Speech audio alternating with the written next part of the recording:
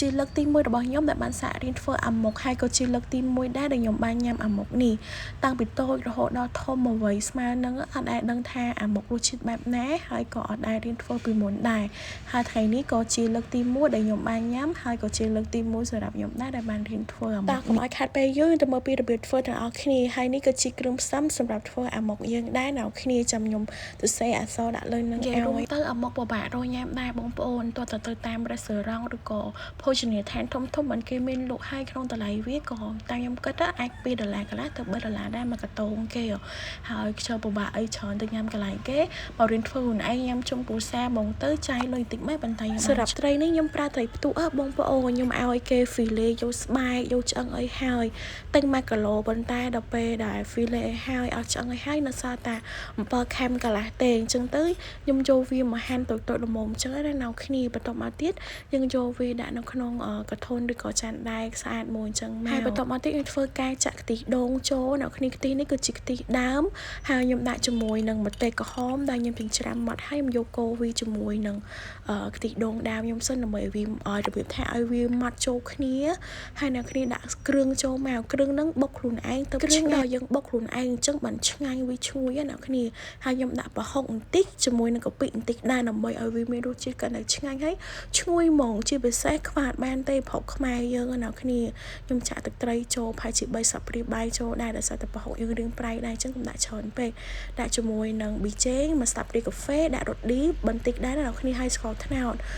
តខ្មែរយើងហ្នឹងនឹងដាក់2ស្លាបព្រាបាយយើងកំបាញ់វាកូរគ្រឿងផ្សំហ្នឹងឲ្យវាសាប់ចូលគ្នាអញ្ចឹងមកអ្នកគ្នាចាំដាក់សាច់ត្រីយើងចូលខ្ញុំចាក់សាច់ត្រីចូលហើយខ្ញុំធ្វើការកូរវាតិចៗបាទអ្នកគ្នាកុំកូរខ្លាំងពេកប្រយ័ត្នវាបែកសាច់ត្រីយើងកូរច្របល់មកខ្ញុំគោះពងមាន់2គ្រាប់ដែរខ្ញុំដាក់តែផ្នែកពណ៌ក្រហមទេផ្នែកពងពណ៌សខ្ញុំមកដាក់ទេណាបងប្អូនខ្ញុំចាក់វាចូលអញ្ចឹងកុំប្រកែកប្រកាន់អីណាអ្នកគ្នាដោយសារតែរបៀបធ្វើអាម៉ុកហ្នឹងខ្ញុំមើលពីក្នុង YouTube និង Facebook ដែរទេបើសិនខ្ញុំធ្វើខុសត្រង់កន្លែងណាកុំប្រកែកប្រកាន់អីហើយឥឡូវខ្ញុំមកកាត់ជាមួយនឹងស្លឹកចេកសិនអ្នកគ្នាស្លឹកចេកហ្នឹងមុនយកមកកាត់អញ្ចឹង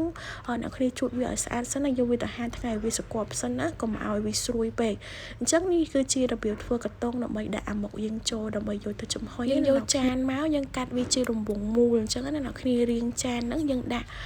់ផ្កាមួយផ្កាប់មួយស្លឹកចេកហ្នឹងហើយយើងបត់វាហ្នឹងជា4ជ្រុងមកចេញជារៀងកាតុងហើយអ្នកគ្នាអាចមើលពួកម៉ាក់ខ្ញុំគាត់បាត់បានណាយើងកាប់ជាមួយនឹងក្របកាប់ក៏បានយើងដាក់ជាមួយនឹងឈើចាក់ធ្មេញអីក៏បានដែ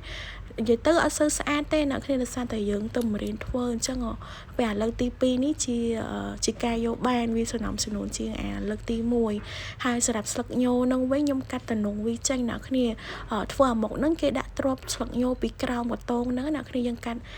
់តំណងរឹងនឹងវាចេញទៅចាំយើងយកវាហ្នឹងទៅហាន់តូចល្មមយើងហាន់វាអញ្ចឹងណាបងប្អូនស្លឹកញូហ្នឹងយើងយករៀងខ្ចីតិចមកពេលដែលយើងហាន់ហើយចាំយើងយកវាហ្នឹងទៅស្រោះទឹកនិយាយរួមទៅខ្ញុំមើលក្នុង YouTube ដែរទេឃើញគេធ្វើមិនខ្ញុំធ្វើតាមគេអត់ឲ្យខ្វះមួយមុខហ្មងអញ្ចឹងទៅពេលដែលយើងហាន់ហើយយើងយកវាហ្នឹងទៅដាក់ស្ងោរបន្តិចអ្នកគ្នាស្រោះវាមកប្រងអញ្ចឹងទៅដើម្បីឲ្យវាទន់ហើយវាអស់ជាតិវិញអូខេបងប្អូនឥឡូវដល់វគ្គយើងយ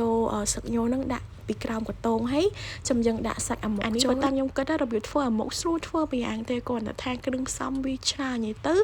ម្ហូបខ្មែរយើងតែប៉ុណ្្នឹងឯងណាគ្នាគ្រឿងជប់ញ៉ាំច្រើនយើងដាក់ស្លឹកញូពីក្រោមកតងអញ្ចឹងមកចាំយើងដាក់សាច់ត្រីអាម៉ុកយើងហ្នឹងចូលក្នុងកតងហ្នឹងដាក់2-3ស្លាបព្រាបាយមកណាអ្នកគ្នាយើងធ្វើតែតទៅអស់មកខ្ញុំធ្វើនេះដូចជាបាន4ក៏5ទៅខ្ញុំភ្លេចបាត់ទៅធ្វើយូរដែរក៏ប៉ុន្តែវីដេអូហ្នឹងថតតែថ្ងៃទី1ម៉ែថ្ងៃទី22បានកាត់ផុសអ្នកគ្នាឡើយដើម្បីឲ្យវាមានសោភ័ណភាពកាន់តែស្អាតអ្នកគ្នាដាក់ម្ទេសផ្លោកយើងហាន់វាជាសរសៃតូចអញ្ចឹងមកដាក់ពីលើសាច់អាម៉ុកយើងអញ្ចឹងហើយចាំយកទៅចំកន្លងពេលដែលខ្ញុំដាក់សាច់អាម៉ុកចូលក្នុងកតូនហ្នឹងខ្ញុំបានដាំទឹកឲ្យវាពុះហើយអ្នកគ្នាតើទឹកពុះចាំយើងដាក់អាម៉ុកយើងយកទៅចំហុយអ្នកគ្នាដាក់អញ្ចឹងមកនេះ